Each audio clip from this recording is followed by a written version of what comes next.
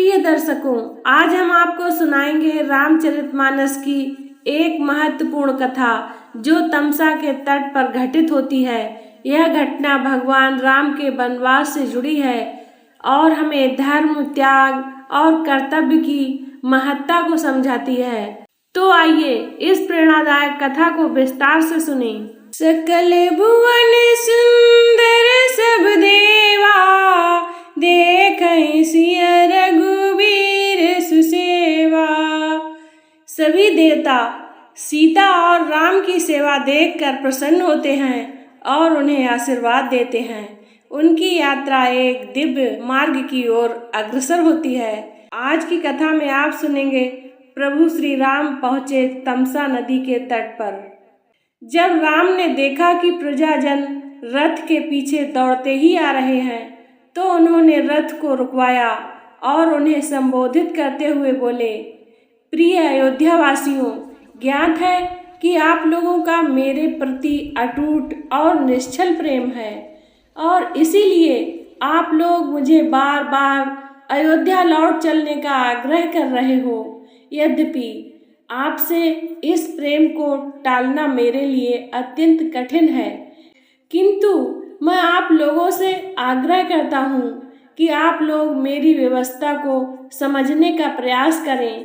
क्या आप लोग चाहेंगे कि मैं पिता की आज्ञा भंग करके पाप का भागी बनूं?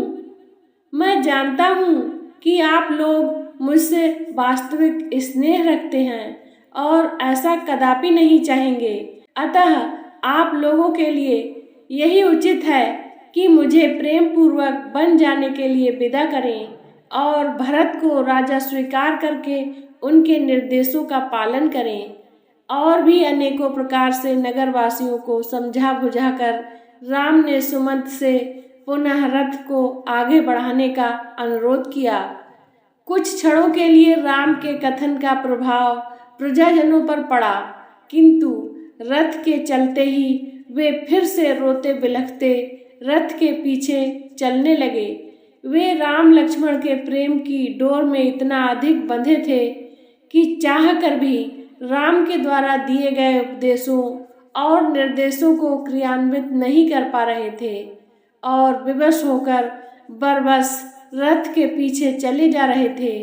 उनकी बुद्धि उन्हें रोक रही थी, किंतु हृदय उन्हें बलात् रथ के पीछे घसीटते लिए जा रहा था। उनकी भावनाओं के आगे उनका विवेक कुछ भी काम नहीं कर पा रहा था। अपनी बातों का उन पर कुछ भी प्रभाव न पड़ते देखकर राम ने सुमंत से रथ को और तेज चलाने की आज्ञा दी और रथ की गति तेज हो गई, किंतु भावाभिभूत प्रजाजनों की भीड़ फिर भी रथ के पीछे दौड़ती ही जा रही थी। तमसा नदी के तट पर पहुँचते पहुँचते रथ के अश्व भी थक चुके थे और उन्हें विश्राम की आवश्यकता थी। मंत्री सुमंत ने रथ वहीं रोक दिया। राम, सीता और लक्ष्मण तीनों रथ से उतर कर आए। वे तमसा के तट पर खड़े होकर उसकी लहरों का आनंद लेने लगे।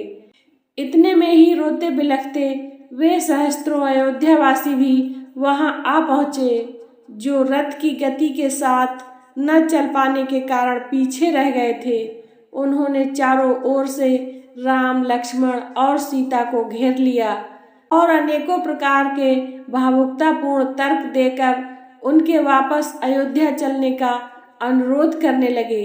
रामचंद्र ने उन्हें अनेकों प्रकार से धैर्य बंधाया। उनके कुछ शांत होने पर रामचंद्र ने प्रजाजनों से प्रेम पूर्वक आग्रह किया कि वे वापस लौट जाएं। राम और प्रजाजनों के मध्य संवाद अबाध गति से चलता रहा और रात्रि हो गई। भूख, प्यास और लंबी यात्रा की थकान से आक्रांत अयोध्यावासी वहीं वन के वृक्षों के कंदमूल फल खाकर भूमि पर सो गए। जब ब्रह्म मुहूर्त में श्री रामचंद्र की निद्रा टूटी, तो वे उन निद्रा मग्न नगरवासियों की ओर देखकर लक्ष्मण से बोले, भैया, मुझसे इन प्रजाजनों का यह त्यागपूर्ण कष्ट देखा नहीं जा रहा है, इसीलिए अब यही उचित है कि हम लोग चुपचाप यहाँ से निकल पड़े। अतः तुम शीघ्र जाकर तत्काल रथ तैयार करवा लो, किंतु ध्यान रखना कि किसी प्रकार की आहट न हो, वरना ये जागकर फिर हमारे पीछे पीछे आने लगेंगे। राम के आदेशानुसार लक्ष्मण ने सुमंत से आग्रह करके रथ को थोड़ी दूर पर एक निर्जन स्थान में खड़ा करवा दिया। पुरवासियों को आभास तक नहीं मिला कि कब वे रथ में सवार होकर तपोवन की ओर निकल गए। पुरवासियों की निद्रा भंग होने पर वे सब उन्हें ढूंढने लगे और रथ की लीक के पीछे पीछे बहुत दूर तक चले गए। आगे जाकर मार्ग कंकरीला पथरीला हो गया था, इसीलिए रथ के लीक के चिन्ह दिखाई देना बंद हो गए थे। अनेकों प्रयत्न करने पर भी जब वे रथ के मार्ग का अनुसरण न कर सके तो निराश होकर वे विलाप करते हुए लौट पड़े। तो मित्रों, आज की कथा को यहीं पर विराम देते हैं।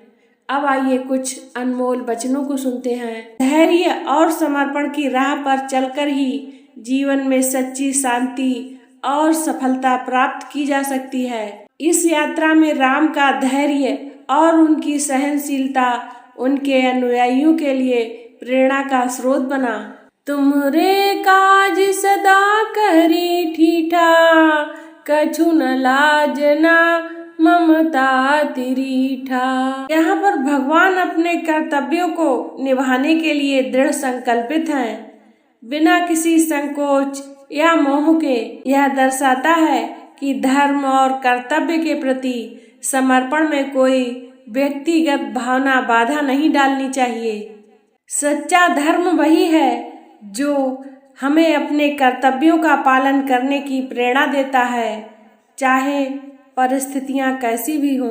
त्याग और समर्पण का सबसे बड़ा उदाहरण वही है जब हम अपने प्रियजनों के लिए स्वार्थ को त्याग दें। प्रिय मित्रों, तमसा नदी के तट पर की यह कथा हमें यह सिखाती है कि जीवन में धर्म और कर्तव्य का पालन करते हुए विपरीत परिस्थितियों का सामना करना ही सच्चा आदर्श है। भगवान राम का वनवास भी इसी धर्म और निष्ठा का प्रतीक है। इस कहानी से प्रेरणा लें और अपने जीवन में सच्चाई और कर्तव्य का पालन करें। वीडियो को लाइक करें, शेयर करें और हमारे चैनल को सब्सक्राइब करें ताकि आप तक ऐसी ही प्रेरणादायक कहानियाँ पहुँचती रहें। धन्यवाद। जय श्री राम।